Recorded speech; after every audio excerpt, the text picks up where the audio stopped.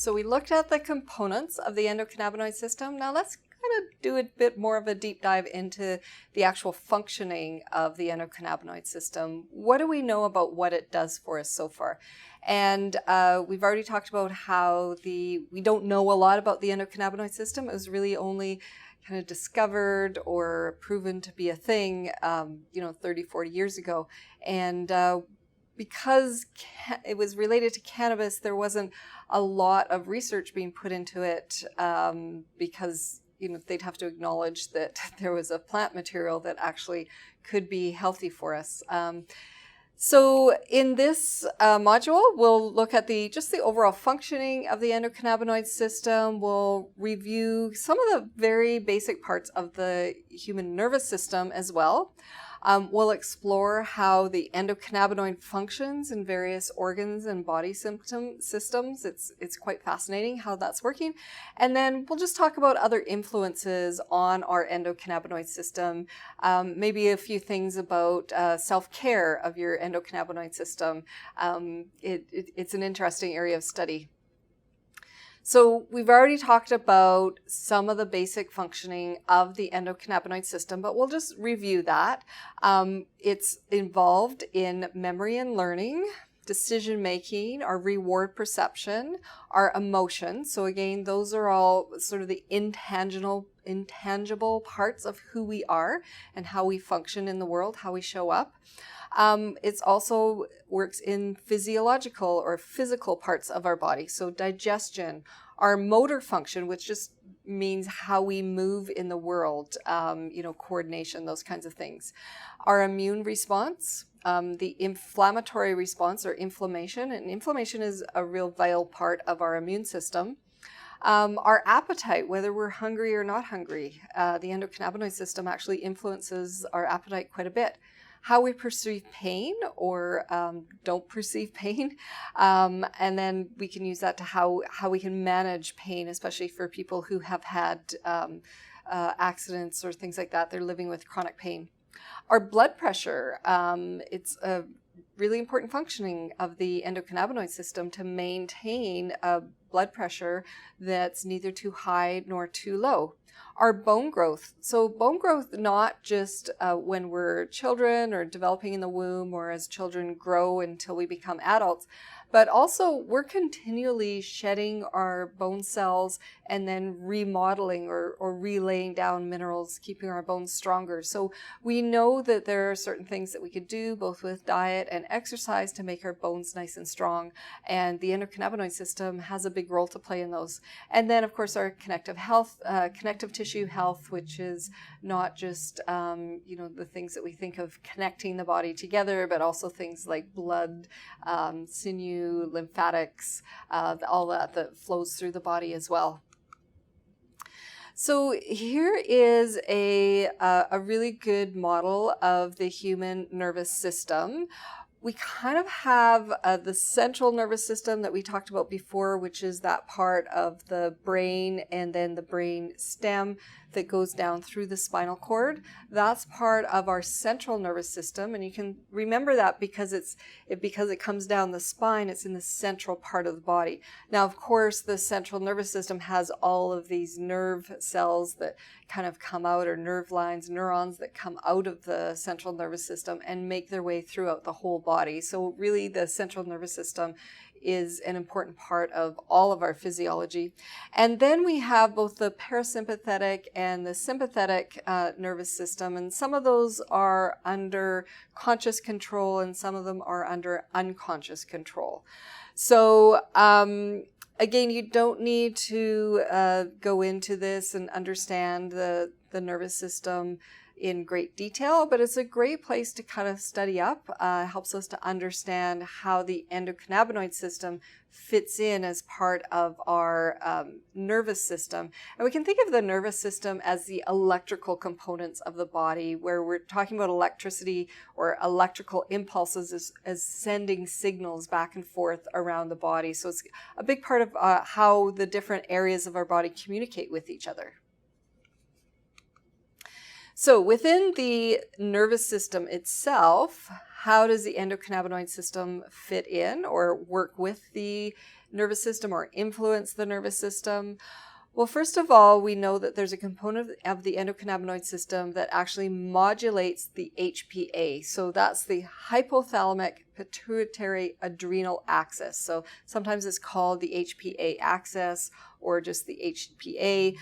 So these are these three glands, the adrenal glands that sit on top of the kidneys, and then the hypothalamic and the pituitary glands that are more into the brain area.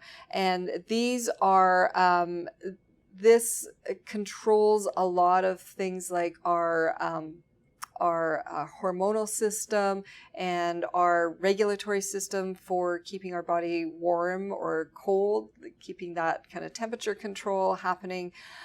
It's a really important system that a lot of endocrinologists will look at when things aren't going well in the body. So we know that the endocannabinoid system is an important part there. The endocannabinoid system also calms down activity in the parasympathetic nervous system. So this is the area that may be involved in like stress response and things like that. So the endocannabinoid system can kind of help us manage stress a little bit better and other things that are going on within that parasympathetic nervous system. The heart rate and the strength of our heartbeat. So those are both part of our cardiovascular system. Vasodilation that leads to antihypertension. So this is all that's talking about there is regulating our blood pressure. So vasodilation is just where your veins and arteries, how much pressure they have in them as the blood is getting pumped through or gets moved around through that area. And then antihypertension, which is like anti-high blood pressure. So bringing that blood pressure, keeping it down to a healthy level. Now, we don't want our blood pressure to go too low. That can lead to fainting and tiredness, those kinds of things. But we also don't want it to be too high because that can lead to things like heart attacks and headaches and other kind of damage to the body. We also know that the endocannabinoid system plays a role in protecting of the heart when the heart is deprived of oxygen. So that would be in times like, say, drowning or not having enough air to breathe, or if the heart is, there's a heart attack, you're not getting good blood flow that's bringing oxygen to that area. So we know that the endocannabinoid system is really important in our cardiovascular health. We also know that 2-AG and AEA, of course, those are two endogenous cannabinoids or endocannabinoids. They're neuroprotective agents on demand. That means the body just creates them if there's injury or trauma to the brain. And that's why some people are saying it's really important if someone has a head injury with, say, during sports or falls off their bike or has a car accident or some other accident that there's potential for trauma to the brain, is some external cannabinoids or supplemental cannabinoids might be important to help in the healing of that. Some football leagues are starting to look at that because, of course, brain injury or brain trauma is a big part of sports as well. So they're looking at how can supplemental cannabinoids help protect the brain in these cases. We know that when there is an injury or trauma to the brain and a lot of other organs, is that the body will spontaneously create more receptor sites in that area of injury. So more cannabinoid receptor sites, which is super interesting. Why would the body say, hey, we need more receptor sites where there's an injury? Well, it makes sense that if there's more receptor sites, we can get more of those cannabinoid chemicals into that area, supposedly to help to heal that area. So again, lots that we don't know, but we're learning. We're getting little glimpses into the future of how the endocannabinoid system could be a real target of medicine in the future. THC and CBD, which are two phytocannabinoids, we find those in the cannabis plant. AEA and 2-AG, of course, are our endocannabinoids. They're created within the body. And HU210, which is a lab-created or synthetic cannabinoid. We do know that in experiments, often these experiments are within just a petri dish or a test tube, as they say, they can reduce seizure activity especially in people who are that have seizure disorders. And we also know that it can limit the damage caused by strokes. So in the future, if someone is having a stroke, we may all have in our cars or our emergency first aid kits some sort of supplemental cannabinoid that can help protect both the heart and the brain and the nervous system when somebody has a stroke, especially in those crucial few minutes and hours after a stroke has happened, to try and limit some of that damage. The endocannabinoid system and pain, or how the body perceives pain. Well, what it does is the endocannabinoid system is involved in that dampening down of the perception of pain. So maybe it's not making the pain go away, but it's stopping our brain from going like, oh my God, this really hurts, right? So it helps us to be able to function while the body heals. And usually pain is an indication that there's been some sort of trauma in that area, and usually over time the body will heal that. But every once in a while people get injuries, or things happen with life, and we get a chronic pain gets set up. We may never be able to heal that chronic pain through the endocannabinoid system, but if we can find better management techniques for pain, or safer management techniques for pain, that will be really important. So 3 types of pain that we know the endocannabinoid system is involved in. So that acute pain usually happens right at the time or in the hours, days, weeks after some sort of an injury. Inflammatory pain, so when the body creates inflammation somewhere due to trauma or injury, that inflammatory process itself can cause pain because it's actually making that area swell up, which kind of pinches some of the nervous system or puts pressure on that, and it can cause pain. And then there's neuropathic pain, which is pain that is through our nervous system, that some of those signals are saying like, hey, this really hurts here. And so we can dampen that down. We see a lot of neuropathic pain in things like multiple sclerosis and other kind of injuries like that. So this activity works through the central nervous system, which is, of course, the brain and the spinal cord, but also the peripheral nervous system as well. So all of those other nerve cells that are throughout our body. So again, just as we saw in the brain, if there's injury or trauma, the receptor sites sort of proliferate or become much more common or more concentrated in the area of injury. We also see that if there's an injury, increased levels of CB2 receptors are found in the peripheral nervous system and other tissues. So again, the body's kind of saying, hey, we need more cannabinoids, or phytocannabinoids, or endocannabinoids, some sort of cannabinoids in this area of injury in order to help speed up the healing process. Endocannabinoid system and the brain. So the CB1 receptor is the most common G protein receptor in the brain. So that says that it has an important role to play in our brain health. The CB1 receptor and where it's located in the brain does have an effect on both short-term memory, our cognition, so how we understand things that are happening around us, our mood and emotion, our motor function, so how well we're able to physically move about in the world. Our nociception, so nociception just refers to the perception of pain. So everybody has their own kind of pain tolerance levels, and that has to do with the areas of the brain that manage our perception of pain. And that, we're starting to understand, is very intimately tied in with the health and functioning of our endocannabinoid system. Again, an important neuroprotective role, especially after injury, and neuroplasticity. So neuroplasticity just refers to how well our brain can repair itself. So I remember when I was younger, they used to tell us that you're born with so many brain cells and you can never rebuild those brain cells.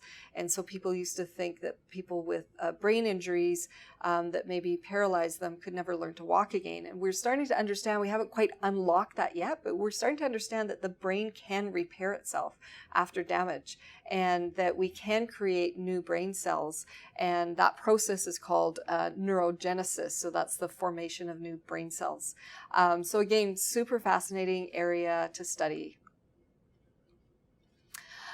The other thing about the neuroplasticity of the brain is that brain's not only ability to create new brain cells, that neurogenesis, but neuroplasticity is that ability of the brain to form new neuronal connections. So those are the pathways that signals will flow through. So if we are walking in the forest and we're the first person to ever walk in that forest, there's no pathway for us to follow. But the more that we walk that same direction, we can actually start to create a pathway. The same thing happens within the brain. That's how learning happens, is we just kind of go over it and over it and over it until we get that pathway and we have it memorized. Or we learn a new skill, we learn to play a musical instrument, or we learn how to do sports. Or even if you watch children learning how to walk, they'll like try it and they fall down, they try it and they fall down. That's neuroplasticity in action. That's where we're building these neuronal pathways.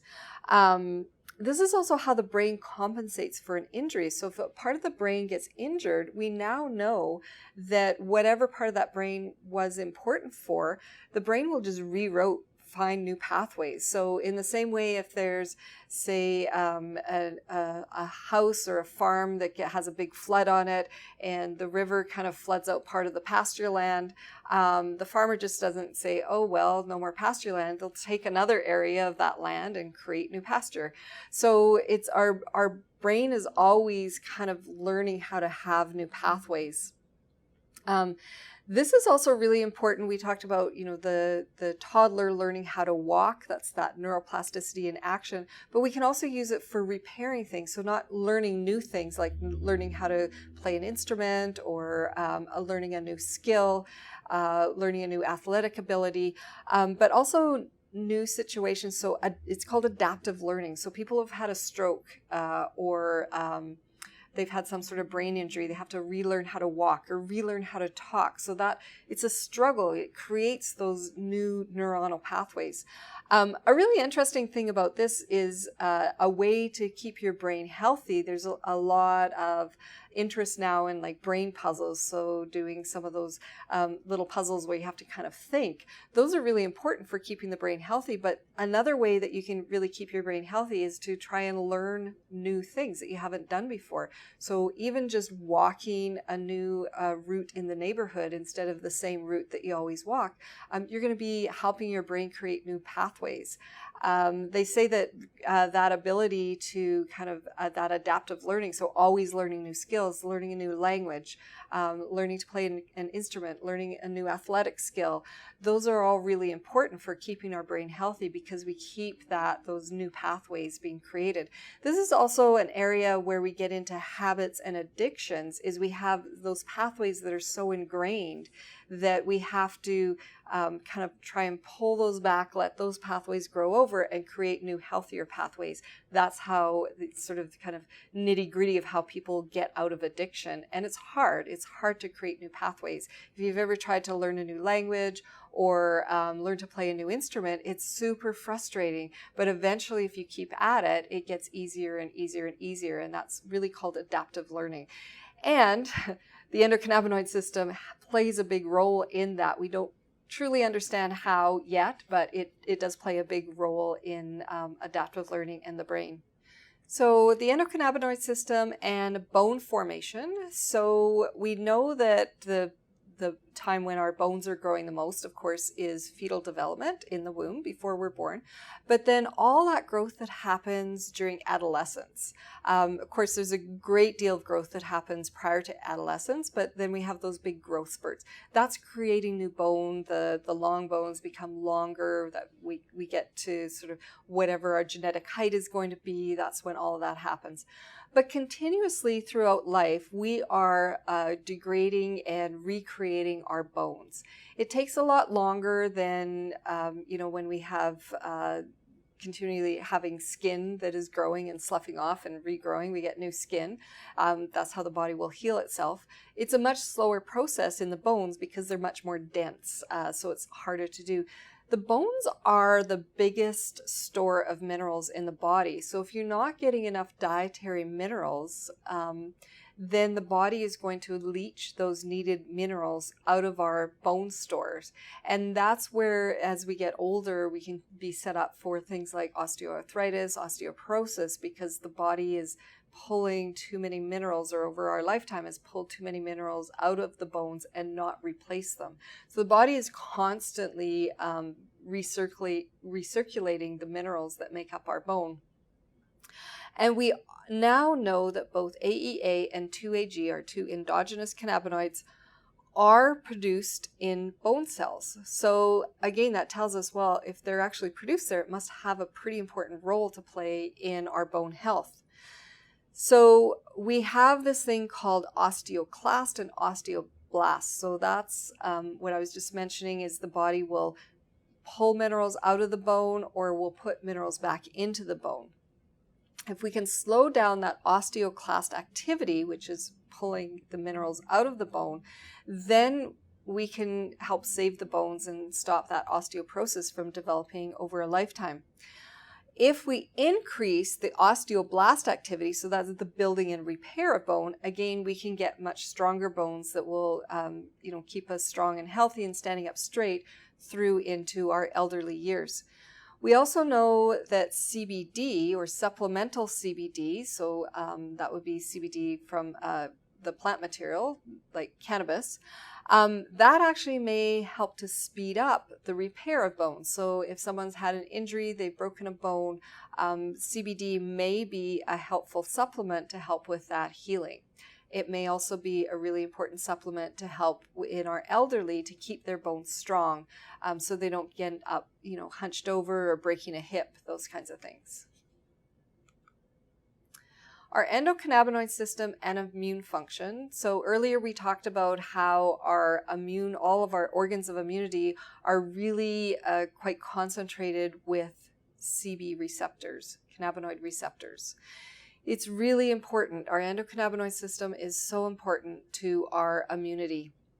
So it both upregulates and downregulates our immune function. We can all understand quite easily why we would want to upregulate our immune system is if we get attacked by a virus or a bacteria, our body's constantly kind of throwing those off. So during flu season, those kinds of things, we might upregulate our immune system just to kind of be on more alert and help to fight off some of those infections.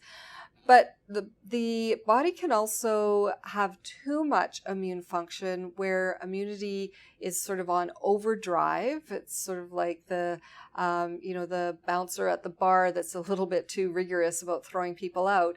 And that can actually cause damage in the body. That's actually referred to as autoimmune system, where that immune function kind of is a little out of control and it starts to attack itself. So the endocannabinoid system can both upregulate or increase activity of the immune system, but it can also dampen it down or downregulate or calm it down so that it's not attacking itself.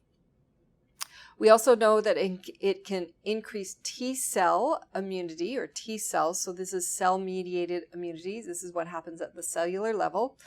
B cell immunity, that's our antibodies. So we get vaccines so that our body creates antibodies so that if we come across that bacteria or something in the future, we know that we've been vaccinated against us. We already have that memory that's like, hey, I know how to handle this. I've seen this before. It's an invader, and I'm going to just upregulate those B cells so that I can fight this one off. And then we have the natural killer cells, which is a type of white blood cell. And when someone is sick or fighting an infection or fighting some sort of invasion into the body, we know that we get a higher count of white blood cells. And that's actually used if we have blood tests done and they look at how many white blood cells are in the bloodstream. We know that could be a indication that the body is fighting off some sort of an infection. The inflammatory response is a big part of our immune system. In the case of an injury, the body will create inflammation in that area. What it does basically floods it with these fluids and kind of creates these super highways so that all of these immune factors can come in through this superhighway that's been created through the inflammation, so we can get more to that site. What can happen though is instead of the inflammation happening at the time of injury or trauma, and then eventually over time that inflammation will sort of calm down and eventually go away, chronic inflammation sets up when the body doesn't trigger the release of those, or it doesn't trigger the stopping that inflammatory process. So it's like the inflammatory process is kind of out of control. We need to dampen that down. Again, endocannabinoid system is intimately connected with that. So our mechanism of how cannabis or supplemental cannabinoids works with our immunity, it's still not understood. But we are starting to understand that people who are using supplemental cannabinoids may have a bit more of a resistance to some of these diseases that set up in some people who maybe aren't using the cannabinoid system. Now, again, that's not a blanket statement. So I'm not saying you need to go out and, use cannabinoids all the time in order to keep your inflammation or your immunity up and strong. It's just a theory at this point, but we don't really understand how it all works. So endocannabinoid system and neoplasm. So neoplasm is just the where we're talking about different types of tumor cells or the creation of tumor cells within the body. Our body is constantly creating some type of cancer cells, or we have cancer all through our body, but our immune system just looks after it. We don't even have to know about it. Our immune system just like kicks those guys out, gets rid of it. But sometimes those different types of cancer cells can take hold in different organs in our body, and they're very distinctive cell lines that can happen. And so what researchers can do is take those cell lines within a laboratory setting and they can study them. It's like if we add cannabinoids to this, either phytocannabinoids or endocannabinoids, what happens to these cell lines? Does that help the immune system to kill them off or block them from growing and proliferating? So all of this, when we look at on this slide, all of these different cancer cell types or neoplasm, this is all just research that has happened within, for lack of a better word, happens within a petri dish or a test tube, right? It's happening in the lab. We haven't quite got to the point where we're taking these studies and putting them into human beings and studying it in there, although that's starting to happen. But in another 5 to 10 years, we'll have a much greater understanding of how supplemental cannabinoids can help with cancer. Now, there's lots of anecdotal evidence out there about people taking cannabis medicine and healing their cancer. Again, it's all just anecdotal at this point, but in the future, we'll start to understand. So if we look at this list of cell lines, it kind of covers most of them: breast cell, prostate, colorectal, gastric, skin, leukemia, glioblastoma, other central nervous system tumors, lung cancer, uterine, thyroid, pancreatic, cervical, oral, so anything happening within the mouth, biliary tract, that's part of the liver system, and lymphoma, part of the lymphatic system. So you can see that kind of covers everything. It's going to be fascinating to see where cancer research goes in the future now that we can incorporate endocannabinoid system and the influence of the endocannabinoid system on cancer development within the body. And we should have some pretty interesting ways of both preventing and curing people of cancer.